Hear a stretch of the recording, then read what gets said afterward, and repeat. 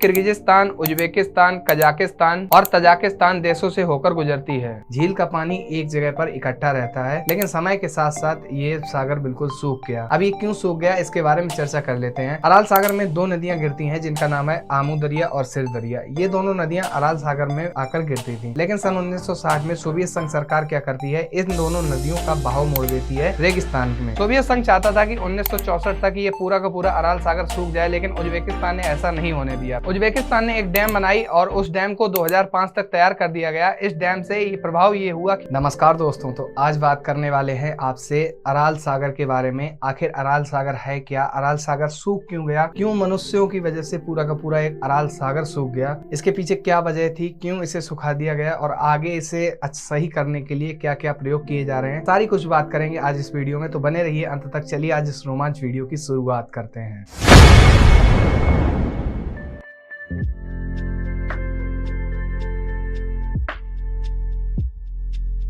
दोस्तों, अराल सागर मध्य एशिया में स्थित एक झील है। इसके बड़े साइज के कारण इसे सागर भी कहा जाता है। अब सबसे पहले समझ लेते हैं कि झील क्या होती है और सागर क्या होता है। झील एक ऐसी जगह होती है, एक ऐसा गड्ढा होता है जहां पर नदियां अपना सारा का सारा पानी एकत्रित करती हैं, उसे हम झील बोलते हैं। झील का पानी एक जगह पर इकट्ठा रहता है, चलता नहीं है, बहता नहीं है। सागर भी एक ऐसा गड्ढा होता है जहां नदियां अपना पानी एकत्रित करती हैं, लेकिन सागर का पानी चलता रहता है, जबकि झील का पानी चलता नहीं है। तो ये छोटा सा डिफरेंस है सागर और झील के बीच में। तो ये जो अराल सागर है, ये झील है, लेकिन इसके बड़े साइज के कारण हम इसे सागर कहते हैं। अराल सागर लगभग 86,000 वर्ग किलोमीटर में फैला हुआ है। ये आधा उज्बेकिस्तान में पड़ता है और आधा कजाकिस्तान में पड़ता है। एक समय हुआ करता था जब अराल सागर को द्वीपों का सागर भी कहा जाता था, क्योंकि इसमें बहुत सारे छोटे बड़े द्वीप थे और इस सागर में बहुत सारी मछलियां रहती थी, बहुत सारे जलीय जीव रहते थे, इन सब का ये घर था। लेकिन समय के साथ साथ ये सागर बिल्कुल सूख गया। अब ये क्यों सूख गया, इसके बारे में चर्चा कर लेते हैं। अराल सागर में दो नदियां गिरती हैं, जिनका नाम है आमू दरिया और सिर दरिया। ये दोनों नदियां अराल सागर में आकर गिरती थी, लेकिन सन 1960 में सोवियत संघ सरकार क्या करती है, इन दोनों नदियों का बहाव मोड़ देती है रेगिस्तान में। और रेगिस्तान में खेती करने के लिए इन दोनों नदियों के पानी का यूज किया जाता है। इन दोनों नदियों का पानी सागर में ना गिराकर वो दोनों नदियों का पानी सिंचाई के लिए यूज किया जाता है। रेगिस्तान में अनाज, कपास, खरबूजा और चावल, इन सब की खेती करने के लिए इन दोनों नदियों के पानी का यूज किया जाता था। और यही कारण था कि इन दोनों नदियों का पानी अराल सागर में ना गिराकर इन दोनों नदियों का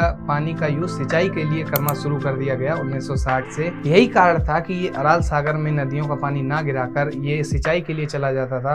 और धीरे धीरे 1960 से लेकर ये आज ऐसा हो गया है और आज ये इस कगार पर पहुंच गया है कि कोई इसे सागर कहने को तैयार नहीं है। आज ये सागर अपना कम से कम 90% हिस्सा को खो चुका है, सुखा चुका है। आमू दरिया और सिर दरिया ये दोनों नदियां हैं जो अराल सागर में गिरती थी। अब आप लोगों को बताने वाला हूँ आमू दरिया और सिर दरिया के बारे में। सबसे पहले बात कर लेते हैं आमू दरिया के बारे में। आमू दरिया मध्य एशिया की एक नदी है जिसकी लंबाई 2800 किलोमीटर है। ये नदी पंच नदियों के संगम से बनती है। ये नदी अफगानिस्तान की उत्तरी सीमा से निकलते हुए साथ साथ चलती है और साथ साथ चलकर ये उत्तरी अराल सागर में विलीन हो जाती है। आमू दरिया पामीर पर्वतमाला में स्थित जोरकुल सरोवर से शुरू होता है। यहाँ पर इसका नाम पामीर नदी है, लेकिन थोड़े आगे चलते चलते इसका विलय वखान नदी में हो जाता है। यहाँ पर इसका नाम पामीर नदी है, लेकिन थोड़ी और आगे चलने पर इसका मिलन वखान नदी से हो जाता है और इससे मिलने वाली नदी से जो नदी बनती है उसका नाम है पंज नदी। पंज नदी अफगानिस्तान की तजाकिस्तान की उत्तरी सीमा मानी जाती है और इसी पर चलते हुए तजाकिस्तान की दक्षिणी सीमा में चलकर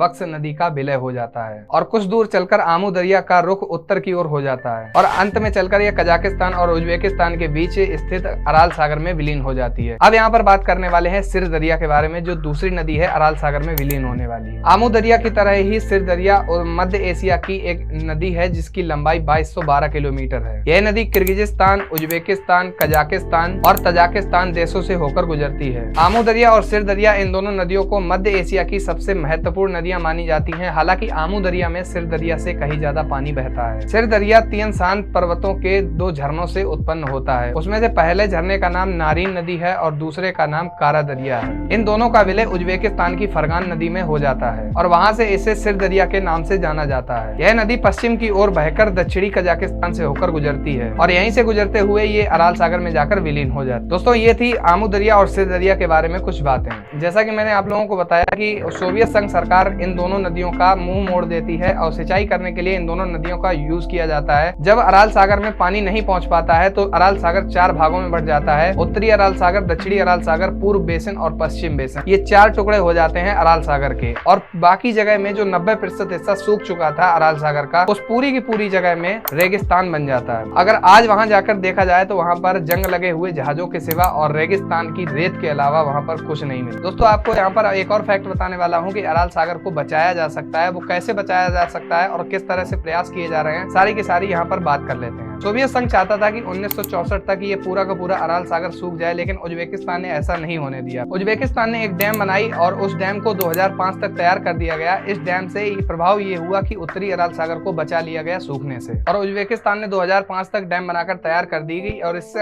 इसका प्रभाव ये हुआ कि उत्तरी अराल सागर को सूखने से बचा लिया गया। अराल सागर का लगभग 90% हिस्सा सूख चुका था, लेकिन उत्तरी अराल सागर अभी भी बचा हुआ है। और जब डैम बनाई गई तो डैम बनाने से प्रभाव ये हुआ कि 2008 तक अराल सागर का पानी का लेवल बढ़ता चला गया, और इसमें जो नमक की मात्रा बढ़ती चली गई थी, उस नमक की मात्रा भी कम हो गई पानी के साथ साथ बढ़ने। और जिस अराल सागर में रेगिस्तान बन गया था, उस अराल सागर में बारिश नहीं हो पा रही थी, और जब इस उत्तरी अराल सागर को सूखने से बचा लिया गया, डैम बना ली गई, इसके बाद से यहाँ पर प्राकृतिक रूप से वर्षा भी होने लगी। और इतना सारा बदलाव देखते हुए उज्बेकिस्तान एक नया डैम बना रहा है, और इसके लिए उसने वर्ल्ड बैंक से लोन भी लिया है। अराल सागर का उत्तरी हिस्सा तो सूखने से बचा लिया गया, लेकिन दक्षिणी हिस्से के लिए अभी तक कोई काम नहीं किया गया है। दक्षिणी अराल सागर में नमक की मात्रा इतनी ज्यादा है कि यहाँ पर केवल नमकीन झींगा ही सरवाइव कर सकता है। तो ये थे कुछ अराल सागर के बारे में फैक्ट। आप लोग कमेंट करके बताइएगा कि आपको अराल सागर के बारे में पहले से पता था या नहीं पता था, और आपको इस वीडियो से क्या क्या जानकारी मिली, और नई वीडियो किस टॉपिक पर होने चाहिए, कमेंट करके जरूर बताइएगा। मिलते हैं आपसे एक नई वीडियो में।